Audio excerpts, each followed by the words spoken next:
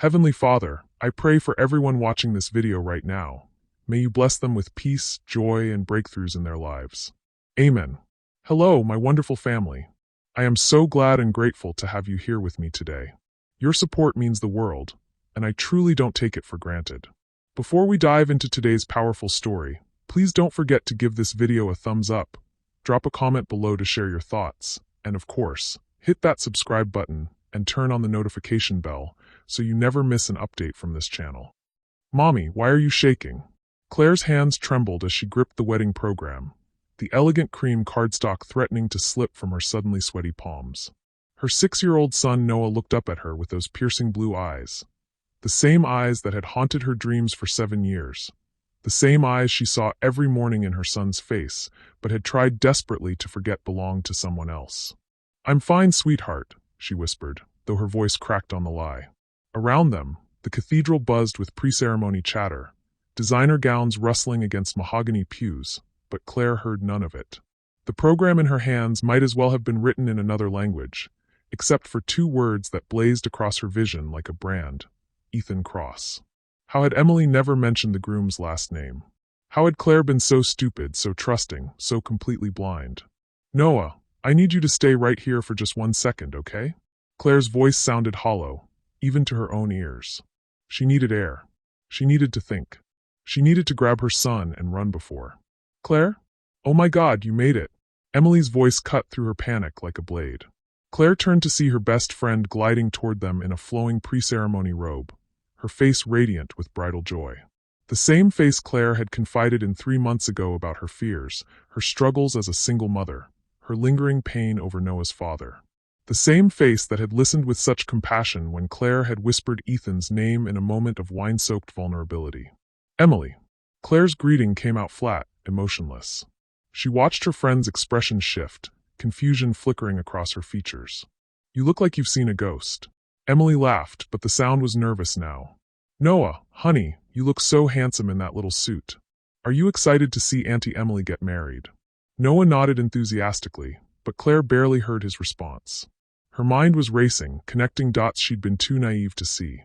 The mysterious groom Emily never brought around. The way Emily had started dating someone incredible, right after Claire had mentioned Ethan's name. The convenient excuses every time Claire had suggested meeting him. "Who exactly are you marrying, Em?" Claire's voice was deadly quiet. Emily's smile faltered. Just for a second, but Claire caught it. "You know, Ethan. I've told you about him." The words came out too quickly, too bright. "Ethan what?" The silence stretched between them like a wire about to snap. In the distance, the organ began playing, and Emily's eyes darted toward the altar. "I have to go get ready," Emily said, backing away. "We'll talk after, okay? I'm so glad you're here." But Claire wasn't listening anymore. Because over Emily's shoulder, through the doorway leading to the vestry, she'd caught a glimpse of a profile that had starred in both her sweetest dreams and her worst nightmares. The same strong jawline. The same dark hair, now silver at the temples. The same commanding presence that had once made her believe in forever. Ethan Cross wasn't just some billionaire CEO her best friend was marrying. Ethan Cross was the man who had whispered promises in her ear 7 years ago, who had held her as they dreamed about their future together, who had placed his hand on her barely there bump and sworn he'd love their child forever. Ethan Cross was the man who had disappeared the morning after she'd told him about the pregnancy, leaving nothing but a note saying he wasn't ready for this kind of responsibility. Ethan Cross was Noah's father. And her best friend, the woman she'd trusted with every secret, every heartbreak, every sleepless night wondering if she'd done the right thing by keeping Noah, had known all along. "Mommy." Noah tugged at her dress, his small face creased with worry. "Are you crying?" Claire touched her cheek, surprised to find it wet. Around them, guests were beginning to take their seats, the ceremony about to begin. She had 2 choices: grab Noah and flee, or stay and watch the man who had destroyed her heart marry the woman who had betrayed her trust. But as she looked down at Noah, her beautiful, innocent boy who still asked sometimes why he didn't have a daddy like the other kids, she realized there was a third option. One that terrified her more than running or staying. What if Ethan didn't know? What if Emily had kept this secret from him too? The organ music swelled, and Claire sank into the nearest pew, pulling Noah close as her world tilted on its axis. Because in 30 minutes, she was going to find out if the man who had abandoned them even remembered her name. And if he did remember, if he saw Noah and recognized those impossible blue eyes, then this wedding was about to become something entirely different. Something that would change all their lives forever. Welcome to a story about betrayal, second chances, and the fierce love of a mother who will discover that sometimes the greatest enemy is the friend you trust most. I'm so glad you're here for this journey with me. The cathedral bells chimed 11:30, and Claire's stomach lurched. In her lap, Noah swung his legs, completely oblivious to the earthquake happening in his mother's chest. She tried to focus on his innocent chatter about the pretty flowers and fancy windows, but her mind kept spiraling back 7 years to another church, another dress, another promise that had shattered her world. I can't do this, Claire. I'm not ready to be anyone's father. Ethan's voice echoed in her memory as clearly as if he were sitting beside her now. She could still feel the phantom weight of the engagement ring he'd slipped off her finger that morning. Still remember the way her hands had instinctively moved to protect her barely showing belly when he'd walked away. Mrs. Martinez? A soft voice interrupted her spiral. Claire looked up to find a young woman with kind eyes and a wedding coordinator's badge. I'm Sarah, Emily's wedding planner. She asked me to check on you and make sure you had everything you needed. Claire forced a smile. We're fine, thank you. But Sarah didn't leave. Instead, she glanced around nervously before leaning closer. She also asked me to give you this. She pressed a small folded note into Claire's palm. She said you'd understand. Claire's heart hammered as she unfolded the paper, recognizing Emily's familiar handwriting immediately. I know you're upset. Please don't leave. We need to talk after the ceremony. There are things you don't understand. Trust me. Trust her. The words felt like acid on Claire's tongue. Emily, who had held her hand through morning sickness when Ethan disappeared. Emily, who had driven her to every doctor's appointment because Claire was too proud to ask her family for help. Emily, who had been there for Noah's first steps, first words, first day of school. Emily, who had apparently been planning to marry Noah's father this entire time. Mommy, who's that man looking at us? Claire's head snapped up, following Noah's pointing finger. Across the aisle, partially hidden behind a marble pillar, stood a man in an expensive navy suit. Even from this distance, even after 7 years, she would have recognized that silhouette anywhere. Ethan hadn't spotted them yet. He was talking to someone she couldn't see. But something about his posture, the way he kept glancing toward their section of pews, made her blood run cold. Did he know? Had Emily told him? Just someone from the wedding, baby. Don't point, remember? Claire gently lowered Noah's hand, but her eyes never left Ethan's profile. He looked older, more distinguished. Success suited him, she realized with a bitter twist in her stomach. While she'd been working double shifts as a nurse to keep food on the table and childcare paid, he'd clearly been building his empire. The irony wasn't lost on her. Emily worked in marketing for Cross Industries, had worked there for almost 3 years. Another piece of the puzzle clicked into place with nauseating clarity. Claire, an elderly woman slid into the pew beside her, and Claire's heart sank. Margaret Williamson, Emily's mother, beaming with grandmother-like pride. Oh, and this must be Noah. Emily's told me so much about both of you. Claire's smile felt like it might crack her face. Mrs. Williamson, you look lovely. Isn't this exciting? I never thought I'd see the day Emily would settle down, especially with someone like Ethan. Such a catch. Margaret leaned closer conspiratorially. Between you and me, I was worried she'd never find someone who could keep up with her ambition.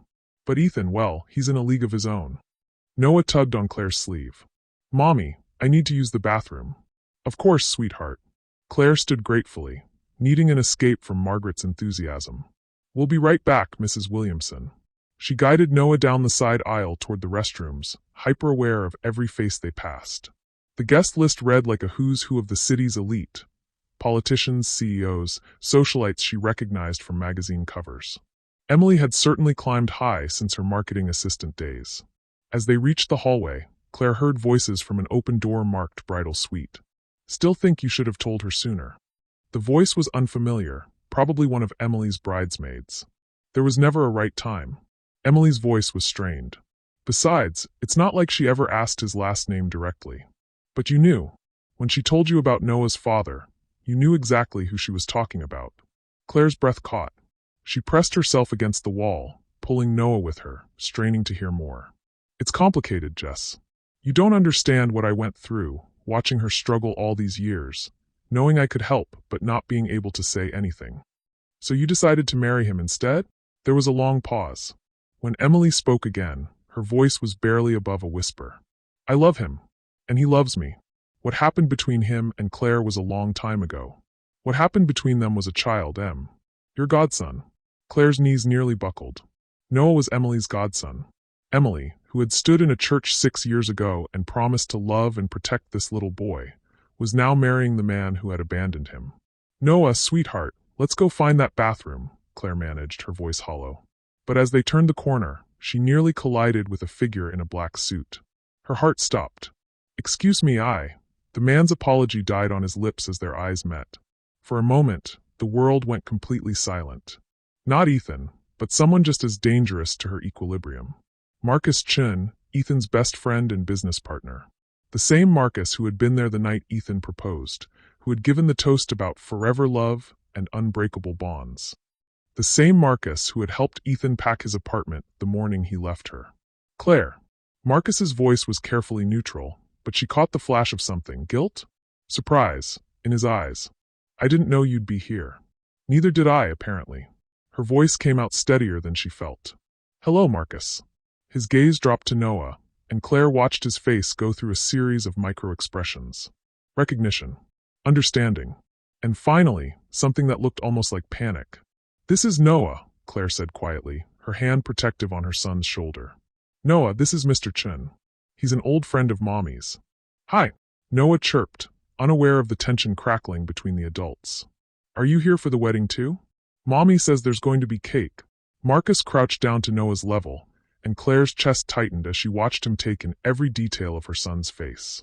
The blue eyes, the stubborn chin, the way Noah tilted his head when he was curious, exactly the way his father did. Yes, I'm here for the wedding, Marcus said gently. You know what? I bet if you ask nicely, someone might save you an extra piece of cake. Noah giggled, and Claire felt a fierce wave of protectiveness wash over her. This man had watched Ethan walk away from them. He'd known where Ethan was all these years, and he'd never once reached out to tell her he was in the same city, working with her best friend. We should get going, Claire said, her voice arctic. Come on, Noah. Claire, wait. Marcus stood, his expression pleading. I think we should talk. No. The word came out sharper than she intended. We really shouldn't. She turned to leave, but Marcus's next words stopped her cold.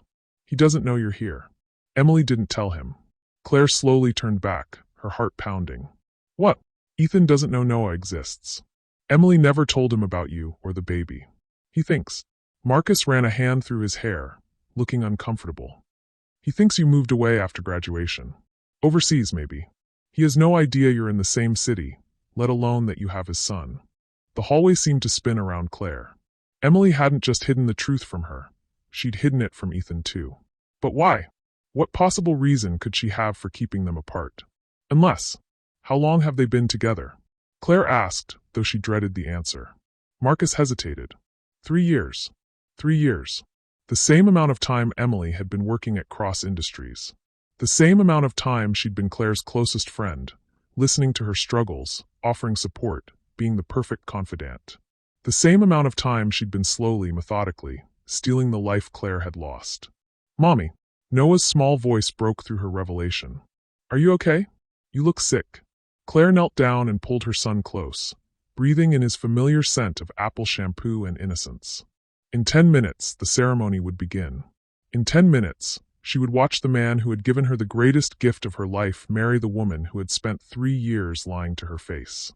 And somewhere in this cathedral full of strangers, Ethan Cross had no idea his son was about to watch him promise his life to someone else. The organ music began to swell, and Claire realized with crystal clarity that this day was about to become the most important day of all their lives. Whether any of them were ready for it or not. The processional began, and Claire found herself trapped in a pew as hundreds of guests rose around her like a human wall. Noah bounced excitedly beside her, craning his neck to see the bridesmaids gliding down the aisle in their pale lavender gowns. Each step they took felt like a countdown to detonation. Mommy, look. The pretty ladies. Noah whispered, pointing at Emily's sister Jessica, who was scanning the crowd with worried eyes.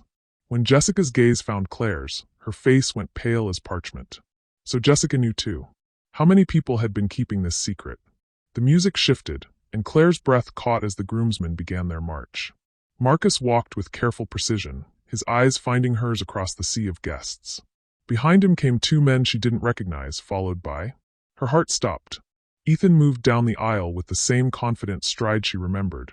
But 7 years had transformed him from an ambitious graduate student into something far more formidable. His shoulders had broadened, his presence commanding the attention of every person in the cathedral. Success had carved new lines around his eyes, but his smile, that devastating smile that had once made her believe in fairy tales, remained unchanged. He was looking straight ahead, focused on the altar, completely unaware that his son was sitting 20 feet away, studying him with innocent curiosity. "Mommy, who's that man? He looks important." Claire's throat closed. "Just one of the groomsmen, baby." But Noah kept staring, his 6-year-old mind working in ways that terrified her. He tilted his head, that familiar gesture, and she realized with growing horror that he was comparing the blue eyes in the mirror each morning to the blue eyes now visible in profile. The stubborn chin he got teased about at school to the one currently set in determination as Ethan took his place at the altar. "He has eyes like mine," Noah whispered. Claire pulled him closer, her hands trembling. "Lots of people have blue eyes, sweetheart." But Noah wasn't easily distracted. "No, Mommy. Like mine exactly. See?" He pointed again, and this time, his movement caught Ethan's peripheral vision. Time crystallized into a single, devastating moment. Ethan's head turned, following Noah's gesture, and their eyes met across the cathedral. 7 years collapsed into nothing. Claire watched as confusion flickered across Ethan's features, then recognition, then something she couldn't name. Shock? Pain? Fear? His gaze dropped to Noah, and Claire saw the exact moment when understanding hit him like a physical blow. The little boy's face, so perfectly blended between them. The eyes that were mirror images of his own. The age that lined up with mathematics too precise to deny. Ethan's mouth opened slightly, and for a moment, Claire thought he might speak, might break protocol and stride down from the altar to demand answers. Instead, he stood frozen, staring at the sun he'd never known existed while wedding guests whispered around them, sensing the sudden tension, but not understanding its source. The bridal march began. Claire forced herself to stand with everyone else, her legs shaking as Emily appeared at the back of the cathedral in a vision of white silk and crystal beading. But all she could focus on was Ethan's profile, the way his hands clenched and unclenched at his sides, the muscle ticking in his jaw. Emily glided down the aisle, radiant and oblivious, her eyes locked on her groom with the kind of adoration that once might have made Claire happy for her friend. Instead, watching Emily approach the man who was staring at his secret son felt like witnessing a train wreck in slow motion. "Dearly beloved," the minister began, but his words faded into white noise. Claire was trapped in a nightmare of her own making, watching the 3 adults who would determine Noah's future act out a scene none of them had rehearsed. Emily reached the altar, and Ethan turned to face her, his expression carefully schooled into wedding-appropriate joy. But Claire caught the moment Emily's smile faltered as she looked into his eyes. She knew that face too well not to recognize that something was catastrophically wrong. "Do you, Emily Catherine Williamson, take..." "Wait!" The word cut through the cathedral like a knife. Not from Ethan. From Noah. Claire's blood turned to ice as her son stepped into the aisle, his small voice carrying in the hushed space. "Excuse me, mister. Are you my daddy?" The silence that followed was deafening. 500 guests held their collective breath as a 6-year-old boy stood in his miniature suit, looking up at the altar with devastating innocence. Emily's bouquet slipped from her nerveless fingers, white roses scattering across the marble floor. Ethan's face had gone gray, his eyes moving between Noah and Claire with an expression of such raw shock that she felt it like a blow to her chest. "Noah," Claire whispered, moving toward him, but Marcus was already there, gently placing a hand on the boy's shoulder. "Hey there, buddy," Marcus said quietly. "This probably isn't the best time for questions." But Noah wasn't deterred. "My mommy said my daddy had to go away before I was born, but he looks just like me. Are you him?" The question hung in the air like smoke. Emily swayed on her feet, one hand gripping the altar rail for support. The minister looked between the bridal party and the congregation with the expression of a man who'd never encountered this particular crisis in seminary. Ethan finally moved, taking a step forward, then stopping as if he'd hit an invisible wall. When he spoke, his voice was hoarse, barely audible. "What's your name, son?" "Noah Alexander Martinez." The little boy's response was clear and proud. I'm 6 3/4. My birthday is March 15th. Claire watched Ethan do the math, watched him calculate conception dates, and remember what they'd been to each other 7 years ago. March 15th. 9 months after the night he'd proposed to her in his tiny apartment, when they'd made love with desperate passion and whispered about forever. The night before he'd found out about the pregnancy and disappeared. Ethan. Emily's voice was a broken whisper. I can explain. But Ethan wasn't looking at his bride anymore. He was staring at Noah with an expression of wonder and devastation, as if he were seeing a ghost of his own childhood reflected back at him. You knew, he said, still not taking his eyes off Noah. You knew this whole time. It wasn't a question. Around them, guests began to murmur, phones appearing as people realized they were witnessing something far more dramatic than a traditional wedding ceremony. Claire finally found her voice. Noah, come here, baby. Now. But Noah was studying Ethan with the serious intensity only children possessed. Are you really my daddy? Because mommy gets sad sometimes when I ask about you. The words hit Ethan like a physical blow. He actually staggered, one hand reaching out to steady himself against the altar. Emily grabbed his arm. Please, not here. Not like this. But the damage was done. The secret was out, spilled by the innocent honesty of a child who couldn't understand that some truths were meant to stay buried. Ethan knelt down, bringing himself to Noah's eye level, and Claire's heart shattered at the gentleness in his voice. I think, he said carefully, we need to have a very important conversation. All of us. He stood slowly, his gaze finding Claire's across the chaos. When he spoke again, his words carried the weight of 7 years of loss and the promise of consequences none of them could control. But first, I need to know why the woman I love and the woman who was supposed to be my wife both decided I didn't deserve to know my son existed. The cathedral erupted. Chaos descended like a storm. Camera phones flashed in every direction as guests surged to their feet, whispered conversations exploding into open speculation.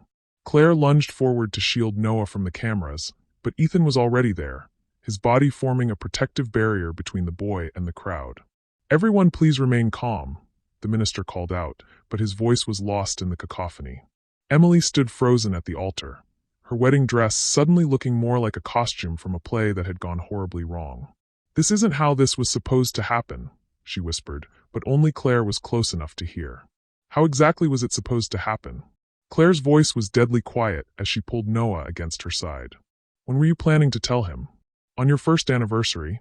Before Emily could answer, Margaret Williamson's voice cut through the noise like a blade. What in God's name is going on here? The mother of the bride pushed through the crowd, her face a mask of confusion and growing horror. Behind her came a man Claire recognized from business magazines. Thomas Cross, Ethan's father, his expression thunderous. Ethan, Thomas commanded, his voice carrying the authority of someone used to controlling boardrooms and crises. Conference room. Now, there's a conference room? Claire asked, still trying to process the surreal turn her day had taken. Marcus appeared at her elbow. The cathedral has private spaces for situations like, well, not exactly like this, but for family emergencies during ceremonies. He glanced down at Noah, who was pressing closer to Claire, finally sensing the adult tension surrounding him. Maybe it would be better to sort this out away from the cameras. Claire looked around at the sea of faces, all trained on them with voyeuristic fascination. Someone was already live streaming, and she could see the notification bubbles piling up on their screen. By evening, this would be all over social media. Mommy, are we in trouble? Noah whispered. No, baby. We're just going to talk to some people for a few minutes. Ethan crouched down again, and Claire's breath caught at how naturally he moved to Noah's level. Hey, Noah.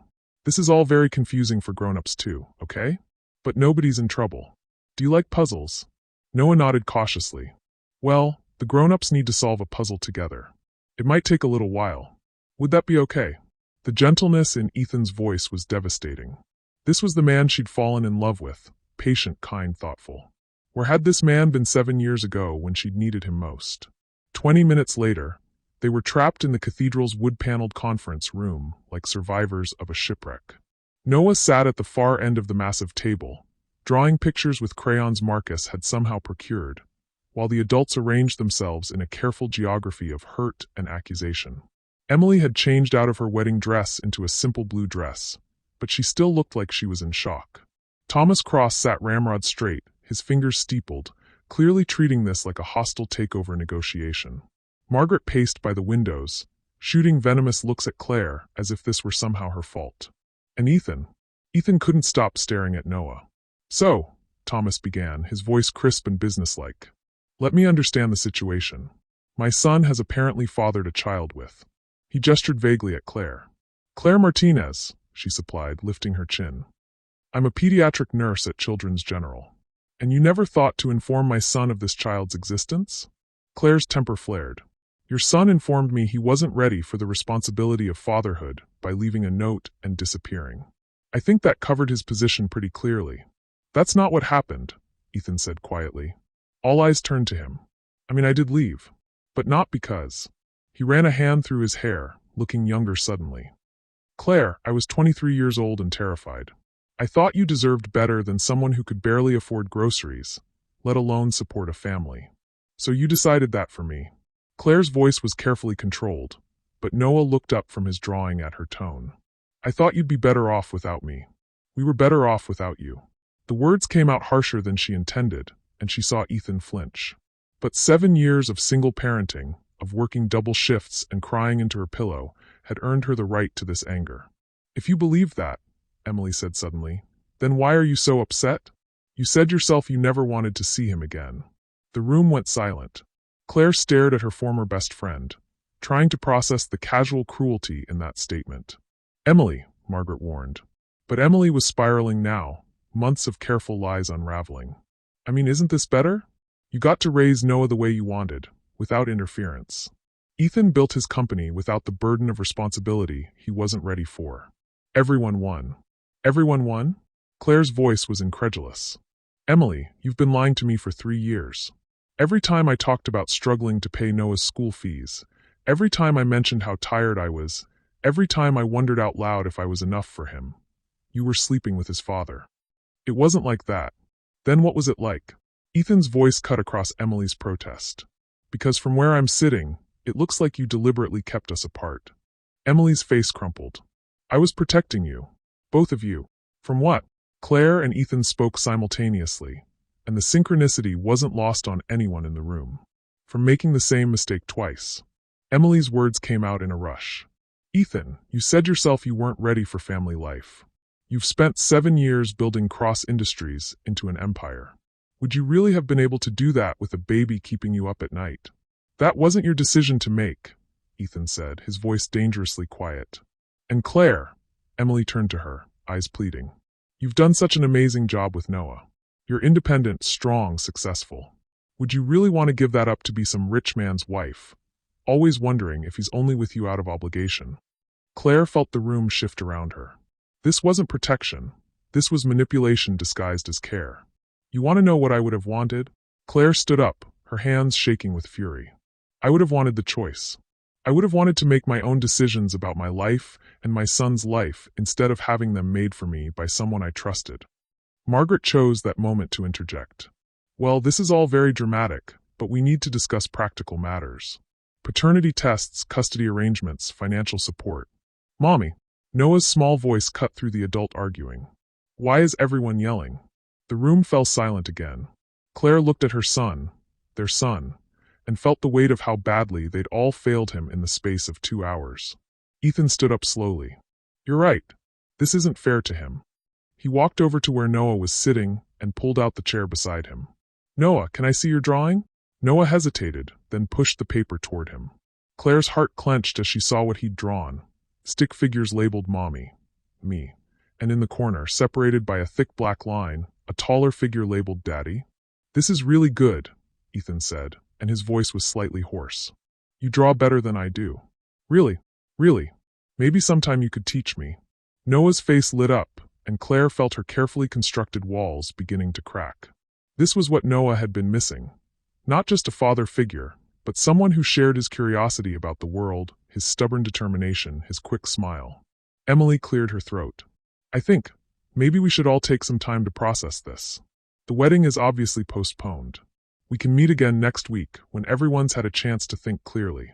The wedding isn't postponed, Ethan said, not looking up from Noah's drawing. It's canceled. Emily went white. Ethan, please. We can work through this. People make mistakes. This wasn't a mistake, Emily. This was a choice. You chose to keep me from my son for 3 years. You chose to watch Claire struggle alone while you built a relationship with me based on lies. He finally looked up, and Claire was shocked by the pain in his eyes. You chose to let Noah grow up thinking his father didn't want him. That's not fair. What's not fair? Thomas Cross interrupted, his voice like granite. Is that my grandson has been living 20 minutes away from me for 6 years, and I never knew he existed. The room temperature seemed to drop 10 degrees. Claire felt a chill of premonition as she watched Thomas's expression shift from anger to something far more calculating. Dad, Ethan warned. But Thomas was already reaching into his jacket pocket, pulling out his phone. Marcus, I need you to call Richard Steinberg. Yes, the family law attorney. We need an emergency consultation. Wait, Claire said, alarm bells ringing in her head. What are you doing? Thomas's smile was predatory. Protecting my family's interests, my dear. And my grandson's future. Your grandson has a future. With me. His mother. His mother who works 60-hour weeks at a hospital and can barely afford private school tuition? Thomas's voice was silk over steel. His mother who's kept him from his father's family, from opportunities that could shape his entire life? Claire's blood ran cold. Are you threatening to take my son? I'm suggesting that Noah deserves the best possible life. Private tutors, the finest schools, exposure to culture and business and opportunities that most children never dream of. Thomas's eyes never left hers. The Cross family has resources you can't imagine, my dear. And we take care of our own. The conference room felt like it was closing in around her. This was her worst nightmare come to life. Not just Ethan's return, but his family's wealth and power being turned against her. Noah is fine, she said, her voice steady despite the panic clawing at her throat. He's happy, healthy, loved. Living in a 2-bedroom apartment in a questionable neighborhood, Thomas continued ruthlessly. Attending public school when he could be at Westfield Academy. Missing opportunities for language immersion, advanced mathematics, cultural enrichment. He's 6 years old, which means we still have time to give him the life he deserves. Claire looked around the room desperately. Emily sat silent, clearly realizing she'd lost any right to advocate. Margaret looked smug, apparently enjoying watching someone else be dismantled. Marcus was typing furiously on his phone, probably following Thomas's orders. And Ethan was staring at his father with an expression of growing horror. Dad, stop. This is business, son. We'll provide for the boy properly, of course. Claire will never want for anything. But Noah needs structure, education, preparation for the life he was born to lead. The life he was born to lead? Claire's voice was rising despite her efforts to stay calm. He was born to lead the life I've given him. A life where he's valued for who he is, not what he might become. A life where love matters more than money. How wonderfully idealistic, Thomas replied. And how ultimately limiting for a child with his potential. That's when Claire realized the trap. This wasn't just about custody, it was about control. Thomas wasn't just threatening to take Noah away from her. He was offering to let her stay, but only as a satellite in his grandson's orbit, a kept woman grateful for whatever access she was granted. Emily had spent 3 years positioning herself as the perfect wife for a billionaire's son. Now Thomas was positioning himself as the perfect grandfather for a billionaire's heir. And Noah, innocent, brilliant, loving Noah, was about to become a pawn in a game he was too young to understand. Claire looked at her son, still coloring peacefully, unaware that his entire future was being negotiated around him. She looked at Ethan, who seemed to be wrestling with his own loyalties. She looked at Emily, who had started this avalanche with her deception. And she realized that the day she dreaded most, the day Ethan returned to their lives, wasn't the worst thing that could happen. The worst thing was that he'd brought his family with him. Richard will be here in 20 minutes, Marcus announced, pocketing his phone. The family law attorney Thomas had summoned was apparently someone who dropped everything for the Cross family. He's bringing preliminary custody paperwork. Claire felt the walls closing in. You can't be serious. You've known about Noah for 2 hours, and you're already filing legal documents. When you have $1 billion company and generational wealth to protect, Thomas replied coolly. You don't wait for problems to solve themselves. Ethan stood abruptly. Dad, that's enough. Nobody's filing anything until we've all had time to process this. You've had 7 years to process this, son. Unfortunately, you were kept in the dark. Thomas's gaze shifted to Claire with surgical precision. Just like you were kept in the dark about other things. Something in his tone made Claire's blood run cold. What other things? Thomas smiled, and it was the expression of a predator who'd been toying with his prey. Marcus, show her the folder. Marcus hesitated, his face pale. Mr. Cross, I don't think. The folder, Marcus. With obvious reluctance, Marcus reached into his briefcase and withdrew a manila envelope. He placed it on the table in front of Claire, as if it might explode. What is this? Claire asked, but her hands were already shaking as she reached for it. Open it, Thomas commanded. Inside were photographs. Dozens of them. Claire leaving the hospital after a late shift, exhaustion written in every line of her body. Noah walking to school alone because she'd had to work an early morning shift. Their apartment building, captured from multiple angles. Noah's daycare. Her car, clearly in need of repairs she couldn't afford. And between the photos, documents. Financial records showing her credit card debt, her student loans, her struggle to make ends meet. Medical records from Noah's pediatric visits, somehow obtained despite privacy laws. School reports, daycare incident reports, even a copy of the noise complaint their downstairs neighbor had filed when Noah had been sick and crying. Where did you get these? Claire's voice was barely above a whisper. A private investigator can gather quite a lot of information when properly motivated, Thomas said. I've been having you watched for 3 months. The room spun around Claire. 3 months? But you just found out about Noah today. Thomas's smile widened. Did I? Emily made a sound like a wounded animal. Margaret Williamson went white. Even Ethan stared at his father in shock. Dad, what are you talking about? But Claire was already putting the pieces together, and the picture they formed was more devastating than anything she could have imagined. You knew, she said, looking at Thomas. You knew about Noah before today. I've known about my grandson for 3 months, Thomas confirmed. Ever since Emily came to me with a very interesting proposition. All eyes turned to Emily, who was backing toward the conference room door like a trapped animal. Emily? Ethan's voice was deadly quiet. What proposition? Emily's mouth opened and closed soundlessly. Margaret grabbed her daughter's arm. Emily, what is he talking about? When Emily finally spoke, her voice was so quiet they had to strain to hear her. I needed help. Help with what? Claire demanded. With you. Emily's words came out in a rush. You were so miserable, Claire. Working all those hours, stressed about money, exhausted all the time. Noah was starting to act out at school because he missed you. I thought if Ethan knew about him, if they could be a family. You thought you'd play matchmaker by marrying his father first? Claire's voice was incredulous. No. Emily's composure finally cracked completely. I thought if I could get close to Ethan, I could convince him to help you financially. Anonymous donations, maybe a better job. I never meant to fall in love with him.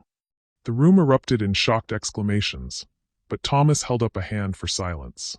Tell them the rest, Emily. Emily's face went gray. There is no rest. Tell them about the job. Claire felt the bottom drop out of her world.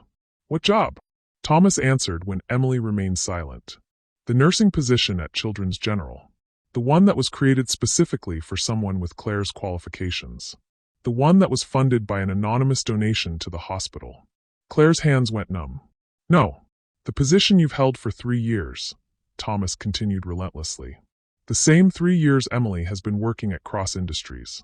The same 3 years you've been unknowingly accepting charity from your son's father. The photographs scattered across the table as Claire's hands shook. You're lying. The salary you've been earning, the health insurance that covers Noah's medical needs, the flexible schedule that allows you to attend his school events, all made possible by Cross Industries Foundation grants.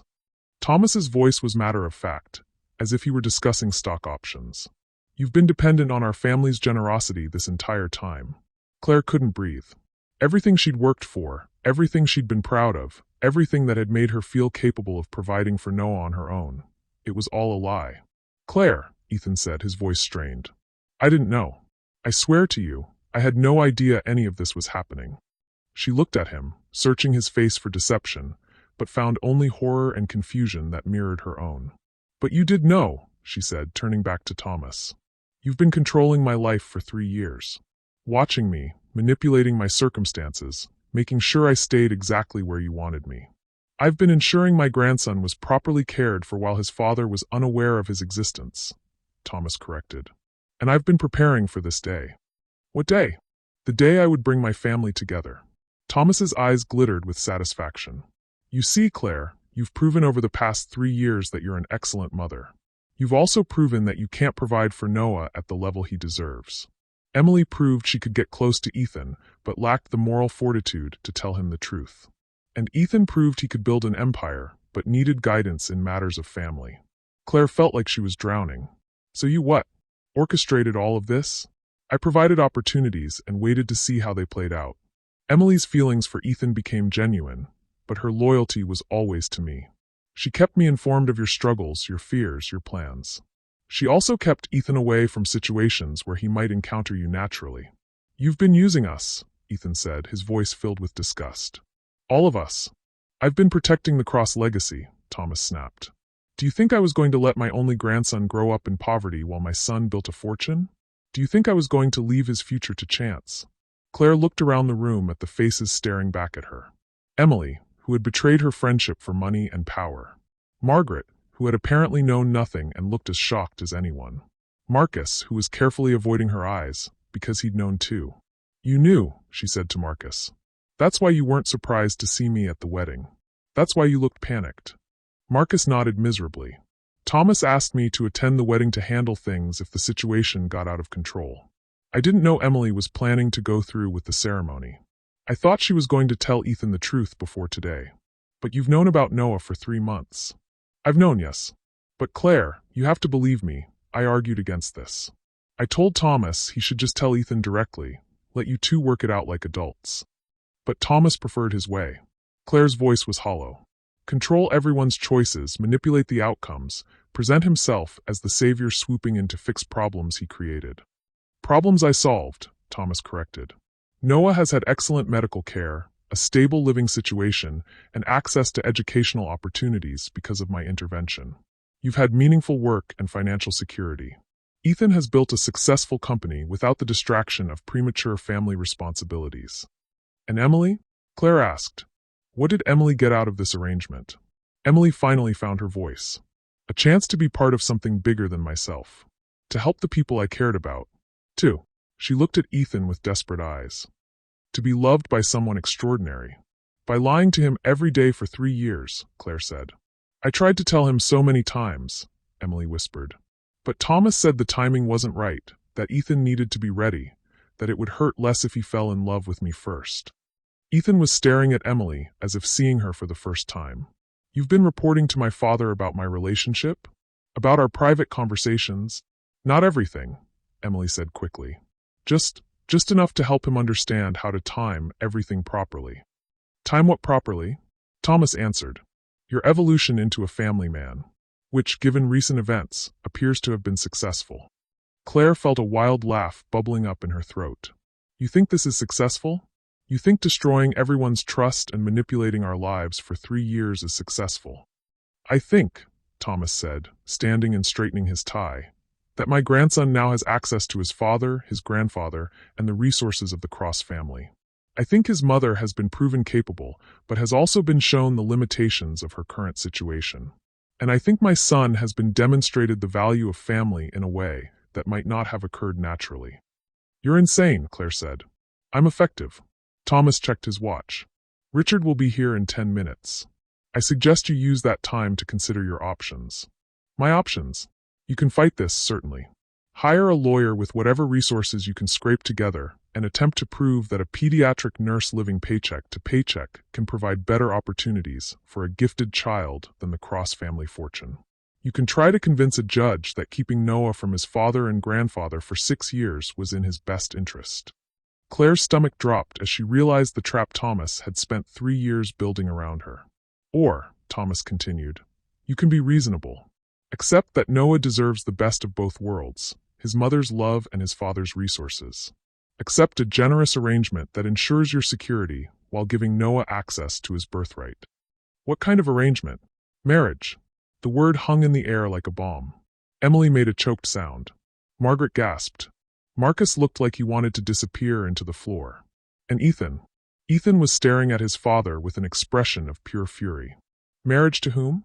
Claire asked, though she already knew the answer would destroy what was left of her world. Thomas smiled. To my son, of course. Emily was never anything more than a placeholder until the real family could be assembled. Emily crumpled into a chair, her face in her hands. You promised that if I helped you, if I brought them together, that you'd find a way for me to stay in the picture. That there would be a place for me in the family. There is, Thomas said dismissively. As Noah's godmother. As a friend of the family. Perhaps even as Marcus's wife, if he's interested. Marcus went bright red. I am not part of this insanity. But Claire wasn't listening to the chaos around her anymore. She was staring at Ethan, waiting for him to speak, to reject his father's monstrous proposition, to stand up for her right to choose her own life. Instead, Ethan was looking at Noah, who had stopped coloring and was watching the adults with wide, confused eyes. Noah, Ethan said quietly, would you like to see something cool? There's a garden outside with a fountain. Can I, Mommy? Claire wanted to say no, wanted to grab her son and run from this room full of people who thought her life was theirs to arrange. But Noah looked so hopeful, and she realized that whatever decision she made in the next few minutes would shape the rest of his life. Okay, baby. But stay where Mr. Ethan can see you.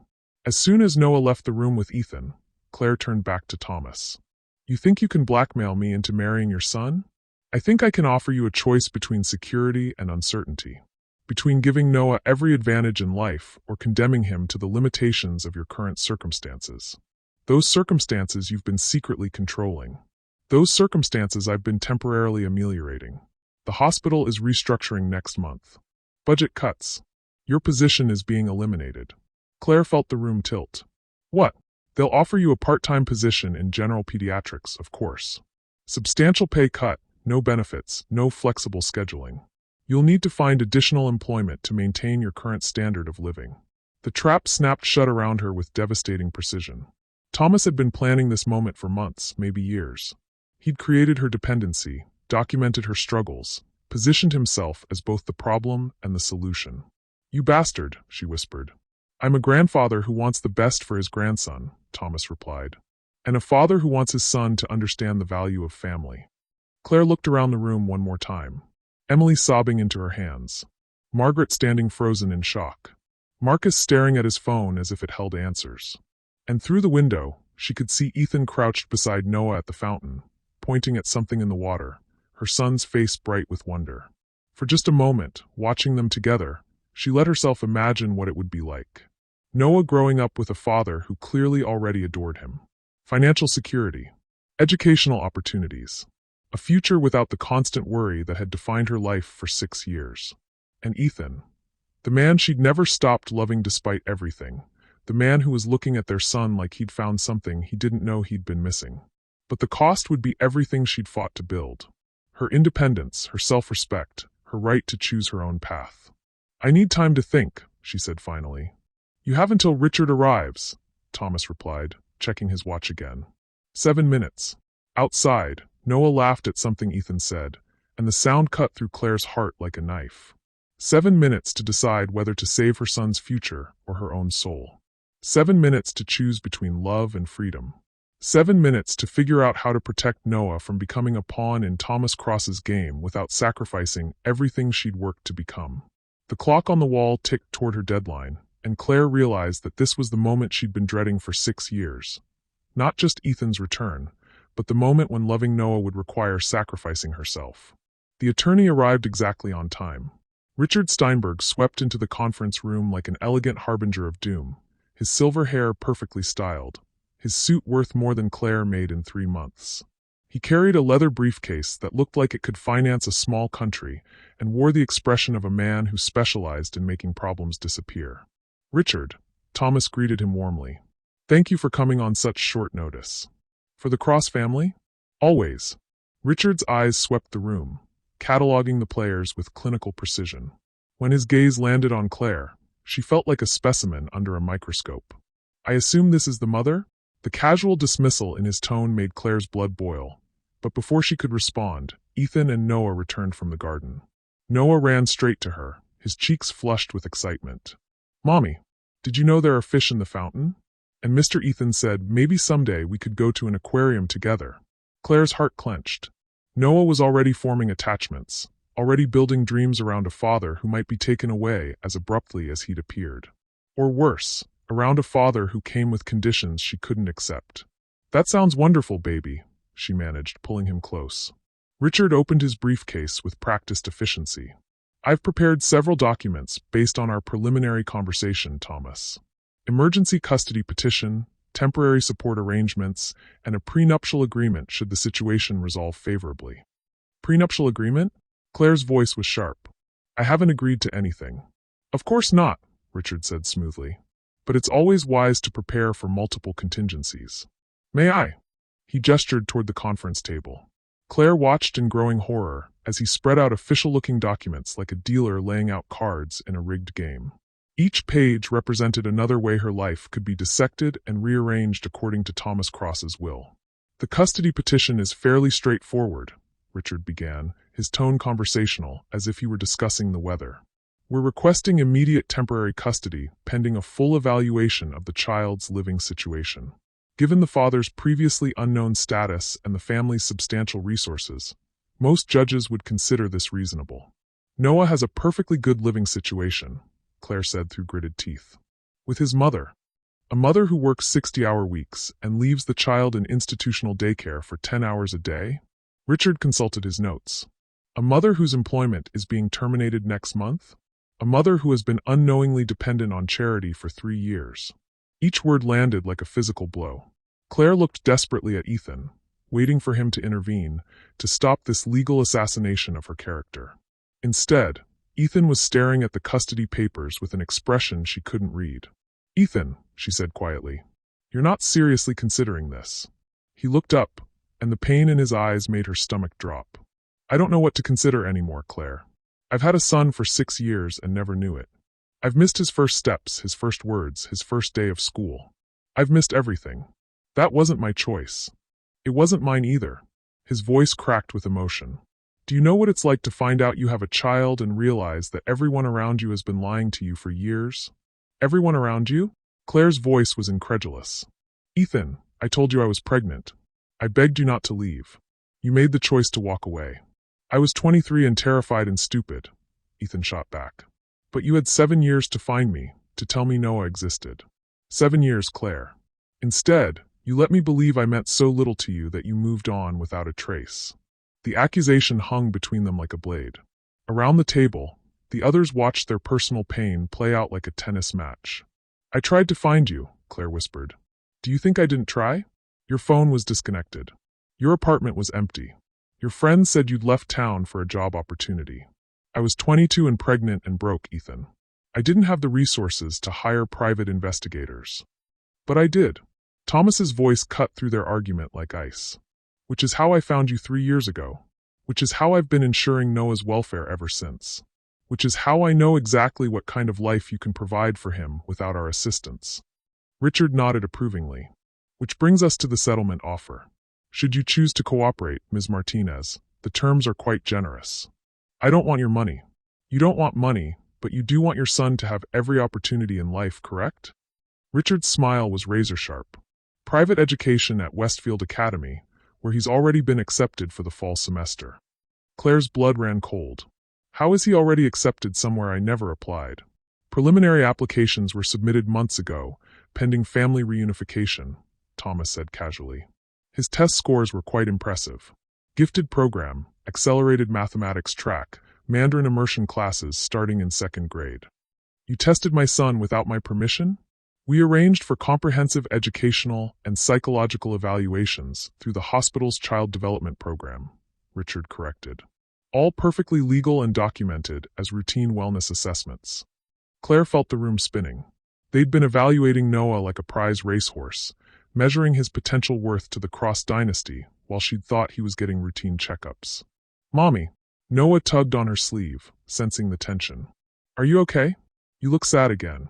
She knelt down to his level, trying to keep her voice steady. I'm fine, sweetheart. The grown-ups are just talking about some important things. Are we going to live in a big house like on TV? The innocent question shattered something inside her. What makes you ask that, baby? Grandpa Tom said maybe I could have my own room with toys and books, and maybe even a puppy.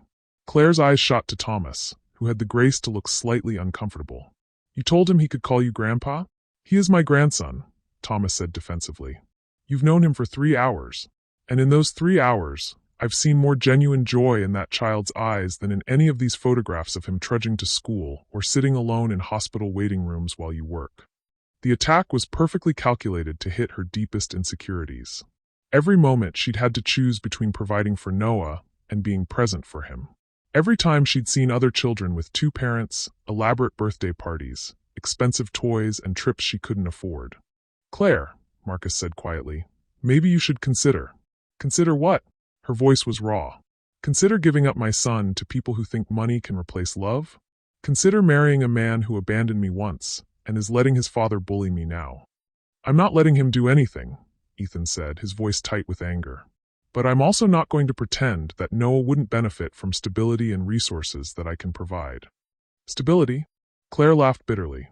"From the man who runs away when things get difficult? I was 23.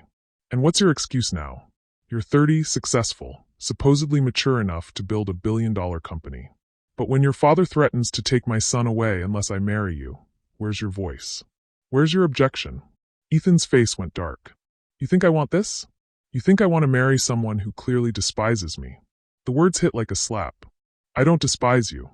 No, because everything you've said today suggests otherwise. I despise what you did to us. I despise that you left when we needed you most. I despise that you're sitting here letting your father manipulate us instead of standing up for what's right." "And what's right, Claire? What would you have me do? Walk away again? Pretend I never found out about Noah? Let him keep living in a 2-bedroom apartment while I have enough money to give him every advantage in life?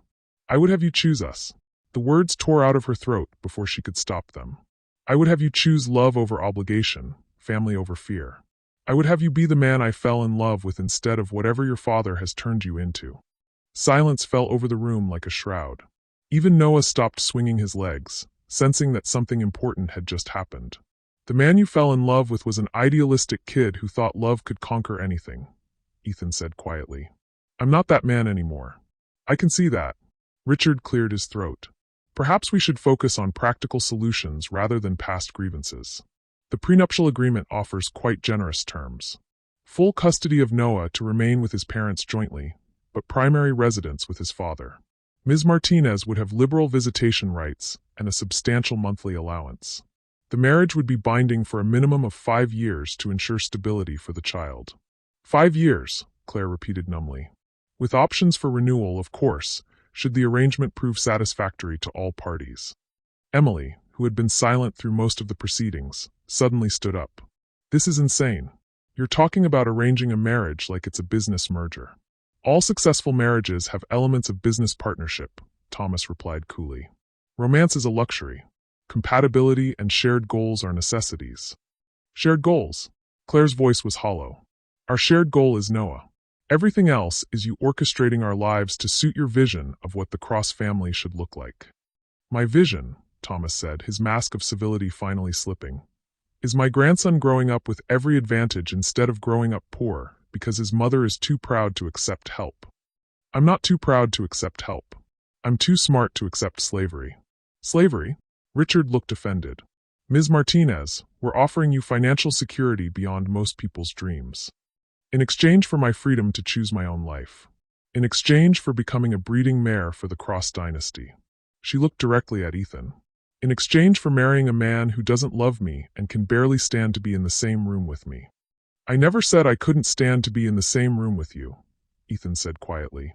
"You didn't have to. Your silence says everything." Margaret Williamson, who had been a silent observer, finally spoke. "What about Emily? What happens to my daughter in all of this?" Thomas barely glanced at her. "Emily will be compensated for her services and given an excellent reference for future employment." "Services?"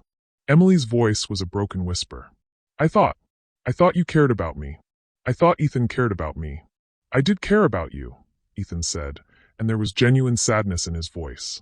"But everything we built was based on lies, Emily. How can I trust feelings that were manufactured?"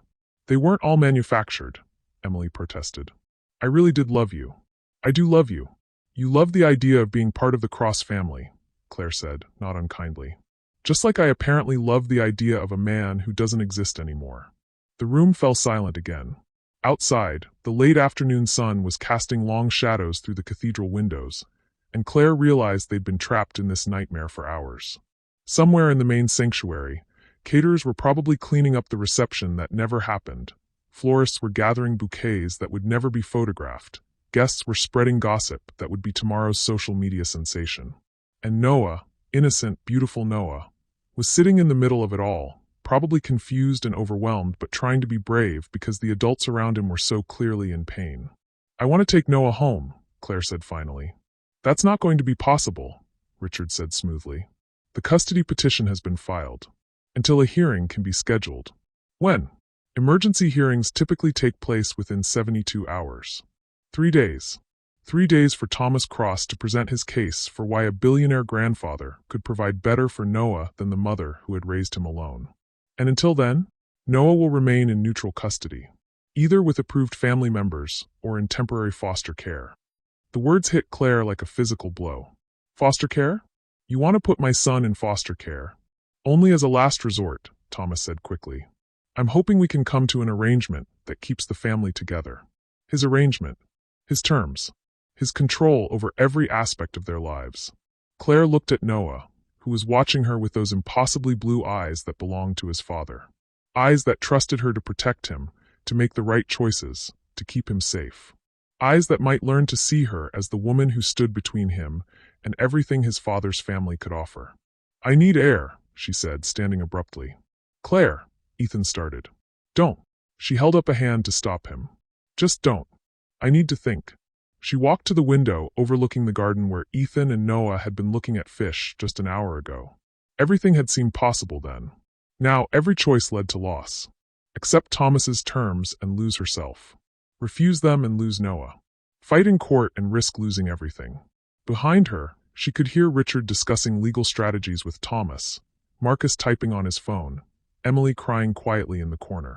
The sound of her life being dismantled by people who thought they knew what was best for everyone. "Mommy." Noah appeared beside her, slipping his small hand into hers. "Can we go home now? I'm tired." Claire looked down at her son. This little boy who had been her whole world for 6 years, who had made every sacrifice worthwhile, who deserved so much more than the mess the adults in his life had created. Behind her, she could hear Richard discussing legal strategies with Thomas, Marcus typing on his phone, Emily crying quietly in the corner. The sound of her life being dismantled by people who thought they knew what was best for everyone. "Mommy." Noah appeared beside her, slipping his small hand into hers. "Can we go home now? I'm tired." Claire looked down at her son.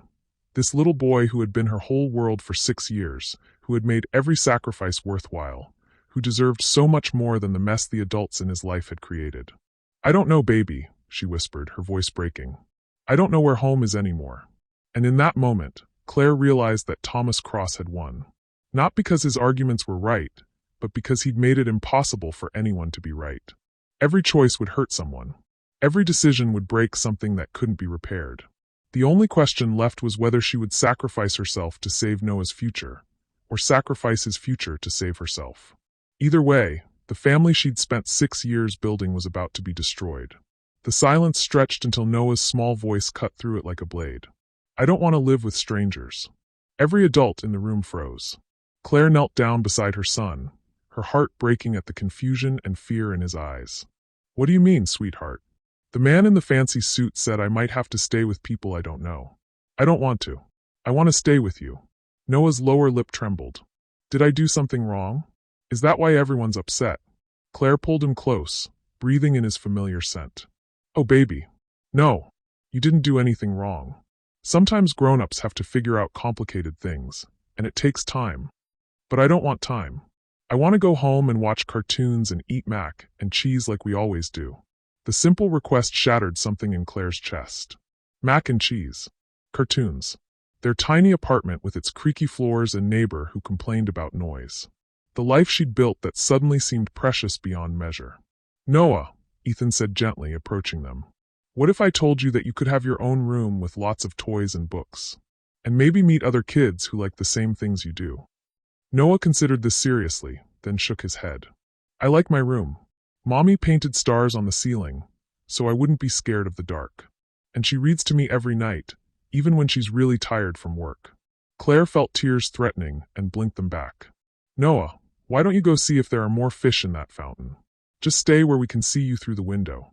As soon as Noah left, she turned to face the room full of adults who thought they could decide her son's future.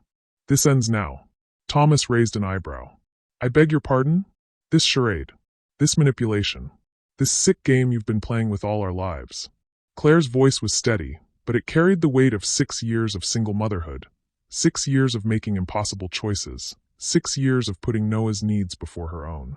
"It ends now." "Claire," Richard began, "you need to consider the practical realities."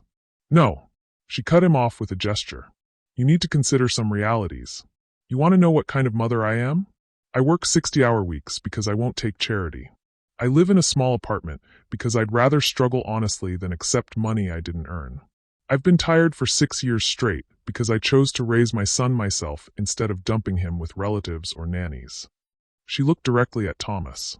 "You call that neglect? I call it love." "Love doesn't pay for college tuition," Thomas replied coldly. "Love doesn't open doors in business or society. Love doesn't guarantee success." "No," Claire agreed. "But love guarantees that Noah will know he's valued for who he is, not what he might become. Love guarantees that he'll understand the difference between earning something and being given it. Love guarantees that when he faces his own impossible choices someday, he'll choose what's right over what's easy." Emily looked up from her hands. "Claire, you don't understand. The Cross family can offer Noah opportunities that—" "That what?" Claire turned on her former friend. "That will teach him to manipulate people who love him? That will show him it's acceptable to lie and deceive to get what you want? That will demonstrate that money and power matter more than honesty and integrity?" "That's not fair," Ethan said quietly. "Isn't it?" Claire faced him directly. "Your father has been controlling our lives for 3 years. He's turned my best friend into a spy. He's manipulated my employment, my living situation, even my son's medical care. He's threatened to take Noah away from me unless I agree to marry you. And you're sitting there letting it happen. I'm trying to figure out what's best for Noah." "No, you're trying to figure out what's easiest for you."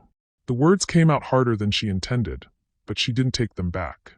"What's best for Noah is having parents who choose to be with each other, not parents who are blackmailed into it. What's best for Noah is growing up with people who tell him the truth, even when it's difficult." Ethan's face went dark. "So what's your solution, Claire? We pretend this never happened? I go back to not knowing I have a son? Noah grows up wondering why his father doesn't care enough to be in his life." "My solution," Claire said, her voice breaking slightly, "is that we both start putting Noah's emotional well-being ahead of our own pain." She walked to the conference table and picked up the custody papers, scanning them quickly. "These documents say you want what's best for Noah. They say you want to provide for him, give him opportunities, be his father." "I do." "Then prove it." She set the papers down and looked directly into his eyes. Those same blue eyes Noah had inherited, the eyes that had once looked at her with love instead of resentment. "Prove you're the man I thought you were 7 years ago. Prove you're the father Noah deserves." "How?" Claire took a deep breath, knowing that what she was about to do would either save them all or destroy what little remained of her world. "Reject your father's terms. All of them." The room erupted in protests, but Claire kept talking. "Tell the court that you want joint custody based on what's genuinely best for Noah, not what's convenient for the Cross family legacy. Tell them you want to build a relationship with your son slowly, carefully, based on trust instead of manipulation." "Claire," Marcus warned, "without the family's legal support, without the family's legal intimidation," she corrected, "we might actually have a chance to figure this out like rational adults." Thomas stood up, his face flushed with anger. "You're making a terrible mistake. Without our protection, you'll lose everything." "I've already lost everything," Claire said quietly. "My best friend betrayed me. My job was a lie. My independence was an illusion. The only thing I have left is my integrity and my relationship with my son." She looked at Ethan again. "But if you choose your family's money and power over doing what's right, then I'll know exactly what kind of man you've become. And I'll fight you with every breath I have." "And if I choose you?" Ethan asked quietly. "If I walk away from all of this, what then? You've made it clear you want nothing to do with me." "I want nothing to do with the man your father is trying to turn you into," Claire said. "But the man who just spent an hour showing our son fish in a fountain? The man who knelt down to Noah's level and spoke to him like he mattered? That man I could learn to trust again." The silence that followed was deafening. Through the window, They could see Noah crouched by the fountain, completely absorbed in watching the fish swim in lazy circles. "You're asking me to choose between my son and my family," Ethan said finally. "I'm asking you to choose between doing what's right and doing what's easy." Claire's voice was steady now, calm. "Your father will threaten you, cut you off, make your life difficult. But Noah will know that his father chose love over fear. He'll know that when it mattered, you stood up for what was right instead of what was profitable." Emily stood up suddenly. "What about me? What happens to me in all of this?" Claire looked at her former friend with something that might have been pity. "You figure out who you want to be when you're not pretending to be someone else. You find a job based on your skills instead of your usefulness to Thomas Cross. You build relationships based on honesty instead of manipulation. I can't just start over. I have a career, obligations." "You have a choice," Claire corrected. "The same choice we all have. You can keep being the person Thomas Cross created, or you can remember who Emily Williamson was before she decided to sell her soul for a place at the Cross family table." Margaret Williamson stepped forward. "Emily, what is she talking about? What have you done?" For the first time since the truth had come out, Emily looked directly at her mother. "I've been working for Thomas Cross for 3 years, Mama. Not just at his company, for him personally. Reporting on Claire, manipulating Ethan, arranging circumstances so that this day would happen exactly the way he planned it." Margaret's face went white. You've been lying to us all this time?" "I've been trying to help everyone," Emily said desperately. Claire needed support. Ethan needed to know about Noah. Noah needed his father. "Noah needed his father 7 years ago," Claire interrupted. "What Noah needs now is for the adults in his life to stop playing games with his future." She turned back to Ethan. "So what's it going to be? Are you going to be the man who lets his father buy his son's love? Or are you going to be the man who earns it?" Ethan was staring at the custody papers, his jaw working as he processed everything she'd said. Outside, Noah had found a butterfly and was following it around the garden with wonder and delight. "If I choose you," Ethan said slowly, "if I reject my father's plan and we try to work this out ourselves, what guarantee do I have that you won't disappear again? That you won't decide I'm not worth the trouble and move somewhere I can't find you?" Claire felt her heart break a little at the vulnerability in his voice. "You don't get guarantees, Ethan. That's what makes it love instead of a business transaction. You get trust, communication, and the promise that I'll keep choosing to work things out instead of running away. And if it doesn't work, if we can't make it work between us, then we find a way to be good co-parents who put Noah's needs first. But we do it honestly, without manipulation or threats or lawyers deciding what's best for a child they've never met." Thomas slammed his hand on the table. "This is ridiculous. You're both being idealistic fools. The real world doesn't work on hope and good intentions." Claire looked at the man who had orchestrated 3 years of deception and realized something profound. "You're right. The real world doesn't work on hope and good intentions. But family does. Love does. And if Ethan and I are going to have any chance of building something real for Noah, it has to start with choosing each other instead of choosing fear." She walked to the conference room door and opened it. "So here's my final offer. We walk out of here together, all 3 of us, and we figure this out like adults who care more about Noah's happiness than our own pride. Or I take Noah home, and you can explain to him why his father chose money over love." The room held its collective breath as Ethan stared at the open door, the choice laid out before him in stark clarity. Choose his family's power and wealth, or choose the uncertain path of building something real with the woman he'd once loved and the son he'd just discovered. Choose what was easy or choose what was right. Choose fear or choose love. Ethan stared at the open door for what felt like an eternity. Through the window, Noah had abandoned the butterfly chase and was now sitting on the edge of the fountain, swinging his legs and humming to himself, completely unaware that his entire future hung in the balance. 30 seconds, Thomas said coldly. "Then I call Richard's colleagues and have emergency custody transferred to the state." Claire's heart hammered against her ribs, but she didn't move from the doorway. This had to be Ethan's choice, free and clear. No more manipulation. No more pressure. Just a man deciding what kind of father he wanted to be. Ethan picked up the custody papers and stared at them for a long moment. Then, without warning, he began tearing them in half. The sound of ripping paper cut through the tension like a gunshot. "Ethan!" Thomas roared. "What do you think you're doing? Something I should have done a long time ago." Ethan's voice was calm as he continued shredding the documents. "I'm choosing my son over your empire." Richard lunged forward. "Those are legal documents. You can't just. Watch me. Ethan swept the torn papers off the table, then turned to face his father. This ends now, Dad. All of it. The manipulation, the control, the treating people like chess pieces in your personal game. Thomas's face was purple with rage. You're making the biggest mistake of your life. Without the family resources. I am the family resources. Ethan's voice exploded through the room. I built Cross Industries from the ground up. Every contract, every deal, every success, that was me, not you. The only thing you've contributed is money and manipulation. I contributed wisdom, guidance. I saved you from making foolish decisions. Like what?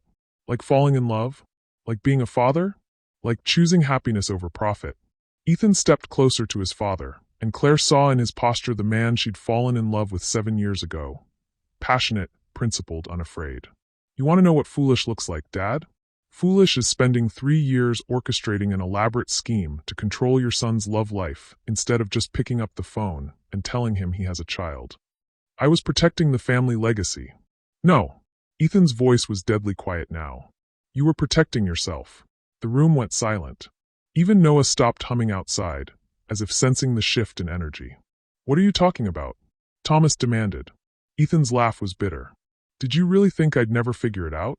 The timing, the obsession with control, the desperate need to orchestrate every detail of my personal life.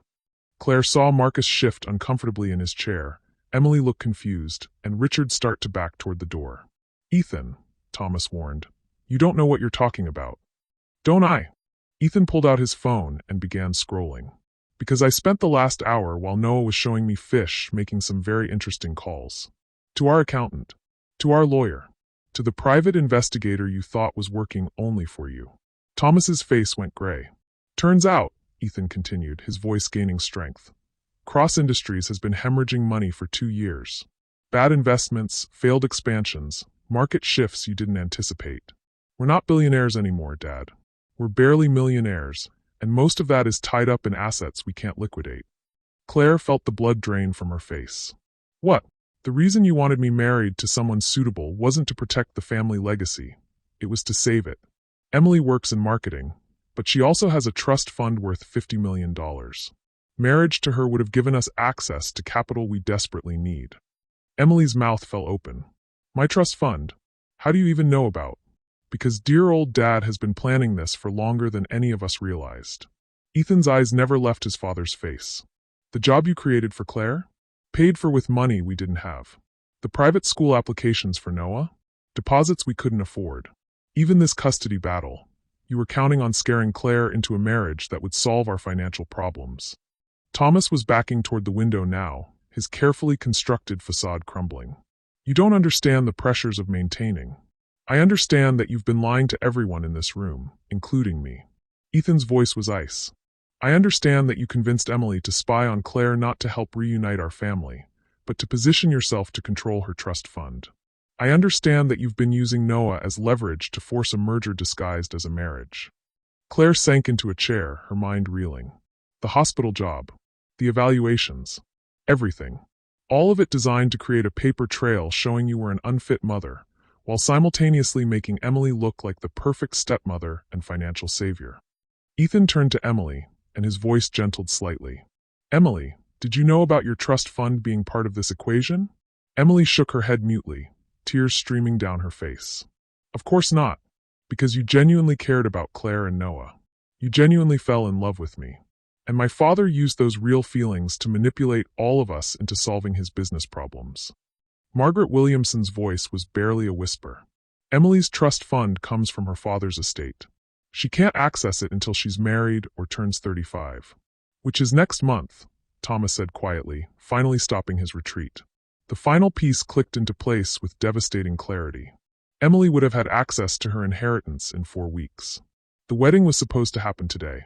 Thomas would have had access to $50 million tomorrow. Jesus Christ, Marcus breathed. Tom, please tell me you weren't planning to steal from your own son's wedding. But Thomas wasn't denying anything anymore. He was staring at Noah through the window, and for the first time since Claire had met him, he looked old. Tired. Defeated. I built an empire, he said softly. 40 years of work, building something to pass down to my son, my grandson. And I watched it all slipping away because I made some bad decisions, trusted the wrong people, failed to adapt quickly enough. His voice broke slightly. I was going to lose everything my family had worked for. Everything Ethan deserved to inherit. Everything Noah deserved to inherit. So you decided to steal it from Emily instead? Claire's voice was flat with disgust. I decided to save my family the only way I knew how. Thomas looked directly at her now, and she saw desperation in his eyes instead of arrogance. You have no idea what it's like to watch everything you've built crumble. To realize that your son's future, your grandson's future, depends on choices you made and mistakes you can't undo. You're right, Claire said quietly. I have no idea what that's like. But I know what it's like to choose love over fear. To choose doing what's right over doing what's easy. To choose trust over control. She stood up and walked to the window where Noah was now drawing pictures in the dirt with a stick, his small face serious with concentration. That little boy has been loved every single day of his life. He's been taught kindness, empathy, honesty, and resilience. He knows that people matter more than things, that effort matters more than results, that being good matters more than being successful. She turned back to Thomas. You want to know what legacy looks like? It's not money or power or control. It's raising children who choose love when the world tells them to choose fear. Emily suddenly stood up, her face streaked with tears but her voice clear. I want to withdraw consent for any access to my trust fund for cross-industries purposes. Richard stepped forward. Emily, you need to consider the legal ramifications. I'm considering the moral ramifications, Emily said firmly. I've spent 3 years lying to people I care about. I've manipulated and deceived and betrayed trust all in service of a man who was planning to use my inheritance to save his failing business. She looked at Ethan with heartbreaking honesty. I do love you. I really do. But not enough to keep enabling this insanity. She walked to the door where Claire stood. I can't fix what I've done to you and Noah, but I can stop it from getting worse. Marcus was typing furiously on his phone. I'm calling an emergency board meeting. If Cross Industries is in the kind of financial trouble you're describing, the shareholders need to know immediately. Marcus, Ethan said quietly, as of right now, you're interim CEO. I'm stepping down. The room erupted in shocked protests, but Ethan held up a hand for silence. I've spent 7 years building a company instead of building a life. I've missed my son's entire childhood chasing success that was apparently mostly illusion anyway. He looked at Claire, and she saw something in his eyes she hadn't seen in 7 years, peace. I'd rather be Noah's father than anyone's CEO. But the company, Richard started, will survive or it won't. But either way, it won't be at the expense of my family. Ethan walked to the door and held out his hand to Claire. That is, if I still have a family to fight for. Claire stared at his outstretched hand. 7 years ago, he'd walked away from responsibility and love, choosing fear over faith. Today, he was walking away from power and wealth, choosing love over fear. She took his hand. We have a family, she said quietly. We've always had a family. We just needed to remember what that means. Outside, Noah looked up from his dirt drawing and waved at them through the window, his face lighting up with uncomplicated joy. And in that moment, Claire realized that Thomas Cross had been wrong about everything except one thing. Legacy did matter. It just had nothing to do with money. Legacy was a 6-year-old boy who believed the world was full of wonder. Legacy was choosing love when it would be easier to choose fear. Legacy was building something real instead of something profitable. Legacy was the family they were about to become. 3 months later, Claire stood in the doorway of Noah's new bedroom, watching him arrange books on shelves that Ethan had built himself. Not purchased from some expensive furniture store, not assembled by hired help, but built with his own hands during the weekend visits that had become the foundation of their slowly rebuilding family. Mommy, look. Noah held up a picture book about marine biology. Daddy brought me this from the aquarium. Did you know that clownfish can change colors when they're happy? Claire smiled, her heart warming at how naturally Noah had adapted to having his father in his life. No overnight transformations, no forced bonding activities orchestrated by lawyers or grandparents. Just patient, consistent presence from a man learning to be a father one day at a time. That's amazing, sweetheart. Are you happy with how your room looks? Almost perfect. Noah's face scrunched in concentration. I think it needs more drawings on the walls. The ones I made, not fancy ones from stores. Through the window, Claire could see Ethan in the small backyard garden of the house they'd rented together. Not the mansion Thomas had envisioned, Not the penthouse Emily might have dreamed of, but a modest 3-bedroom home where Noah could ride his bike in the driveway and they could plant vegetables together. The custody arrangement they'd worked out through mediation was simpler than any of Thomas's legal documents had suggested. Noah lived primarily with Claire during the week, spent weekends with Ethan, and both parents made every decision together. No lawyers, no ultimatums, no threats. Just two adults learning to trust each other again for their son's sake. The financial arrangement was equally straightforward. Ethan had liquidated his remaining personal assets to provide Noah with a college fund and ensure Claire never had to worry about basic needs again. Not wealth, but security. Not control, but support. Claire, Ethan's voice called from downstairs. Someone's here to see you. She found Emily standing in the living room, looking nervous and much younger than her 29 years. They hadn't spoken since the day of the wedding that never was, though Claire had heard through mutual acquaintances that Emily had used her trust fund to start a nonprofit supporting single mothers. I know I'm probably the last person you want to see, Emily began, her hands twisted together. But I wanted to give you this before I moved to Portland. She held out a small wrapped package. Inside was a photo album filled with pictures Claire had never seen. Noah's first steps that Emily had captured when babysitting, his 4th birthday party, Christmas morning 2 years ago. Moments of his childhood documented by someone who had genuinely loved him, even while betraying his mother. I made copies of everything I thought you'd want, Emily said quietly. And I wanted you to know that the love was real. My feelings for Noah, my friendship with you in the beginning. That was all real, even when everything else became lies. Claire studied her former best friend's face, seeing genuine remorse and something that looked like hard-won wisdom. Thank you, she said finally, for the pictures and for choosing to do the right thing in the end. I'm hoping Portland will be a fresh start. No more games, no more trying to be someone I'm not. Emily's smile was sad but authentic. Maybe someday Noah will want to know his Aunt Emily again, when he's old enough to understand that people can change. Maybe, Claire agreed. People do change. Look at his father. Through the window, they could see Ethan teaching Noah how to plant tomato seeds, both of them covered in dirt and laughing at something Noah had said. He's good with him, Emily observed. He's learning. We both are. Emily nodded and turned to leave, then paused. For what it's worth, I think you were right. About everything. Love is better than fear. Truth is better than comfort. And some things are worth fighting for, even when fighting means losing everything else. After Emily left, Claire found herself back in Noah's doorway, watching him add the finishing touches to his room. The space was perfect in its imperfection. Handmade shelves slightly crooked, walls decorated with his own artwork, a reading corner created from blankets and pillows rather than expensive furniture. It looked like home. It looked like love. Daddy says we're having pizza for dinner, Noah announced, appearing beside her. And that maybe this weekend we can go back to the aquarium if you want to come too. I'd love that, Claire said, ruffling his hair. Good. Because I want to ask the fish man about clownfish colors, and Daddy says you're better at asking questions than he is. Claire laughed, thinking about how different this conversation was from the one she'd imagined having 3 months ago. Instead of fighting for custody, they were planning family outings. Instead of lawyers mediating their relationship, they were learning to communicate directly. Instead of fear driving their decisions, they were choosing trust. It wasn't perfect. Ethan still struggled with the guilt of missing Noah's early years. Claire still battled the instinct to handle everything alone rather than accepting help. Some nights, the weight of rebuilding trust felt overwhelming. But they were building something real, something chosen rather than forced, something based on who they were becoming rather than who they had been.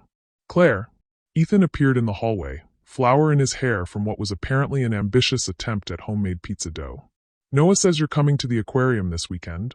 If that's okay with you. More than okay. His smile was warm, genuine, free of the shadows that had haunted him 3 months ago. I was hoping we could make it a regular thing. Family adventures, I mean. Family. The word still sent a flutter through her chest, but now it was anticipation rather than fear. I'd like that, she said. All of us figuring things out together. Later that evening, after Noah had fallen asleep between them during movie night, a new tradition they'd started to ease the transition between homes. Claire and Ethan cleaned up pizza boxes and talked about the week ahead. Ordinary conversations about pediatrician appointments and school projects and whether Noah was ready for soccer lessons. The kind of conversations she'd dreamed about 7 years ago, before fear and pride and other people's agendas had torn them apart. "I got news about the company today," Ethan said as they finished loading the dishwasher. "Good news or bad news?" "Complicated news. Marcus managed to restructure the debt, bring in new investors.